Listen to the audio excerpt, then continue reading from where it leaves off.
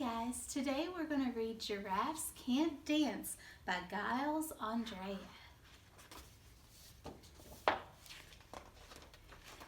Gerald was a tall giraffe whose neck was long and slim, but his knees were awfully crooked and his legs were rather thin. He was very good at standing still and munching shoots off trees, but when he tried to run around, he buckled at the knees. Oh, look at him. Now every year in Africa, they hold the jungle dance, where every single animal turns up to skip and prance. And this year, when the day arrived, poor Gerald felt so sad because when it came to dancing, he was really very bad. The warthogs started waltzing, the rhinos rock and rolled, the lions danced a tango that was elegant and bold. The chimps all did a cha-cha with a very Latin feel, and 8 baboons then teamed up for a splendid Scottish reel. Gerald swallowed bravely as he walked toward the floor, but the lions saw him coming and they soon began to roar. "Hey, look at clumsy Gerald," all the animals sneered. "Giraffes can't dance, you silly fool. Oh, Gerald, you're so weird."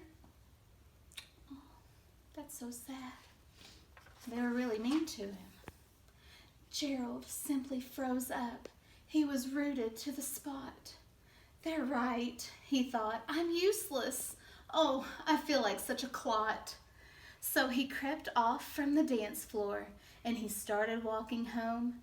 He'd never felt so sad before, so sad and so alone. Then he found a little clearing and he looked up at the sky. "The moon can be so beautiful," he whispered with a sigh. "Excuse me," coughed a cricket who'd seen Gerald earlier on. "But sometimes when you're different, you just need a different song."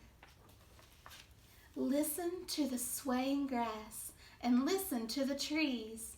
To me, the sweetest music is those branches in the breeze. So imagine that the lovely moon is playing just for you. Everything makes music if you really want it to. With that, the cricket smiled and picked up his violin. Then Gerald felt his body do the most amazing thing. His hooves all started shuffling, making circles on the ground. His neck was swaying gently and his tail was swishing round. Watch him go. He threw his arms out sideways and he swung them everywhere. Then he did a backward somersault and leapt up in the air. Gerald felt so wonderful. His mouth was open wide. "I am dancing. Yes, I'm dancing. I am dancing," Gerald cried. Then one by one, each animal who'd been there at the dance arrived while Gerald boogied on and watched him quite entranced. They shouted, "It's a miracle! We must be in a dream. Gerald's the best dancer that we'd ever seen." "How did you learn to dance like that? Please, Gerald, tell us how."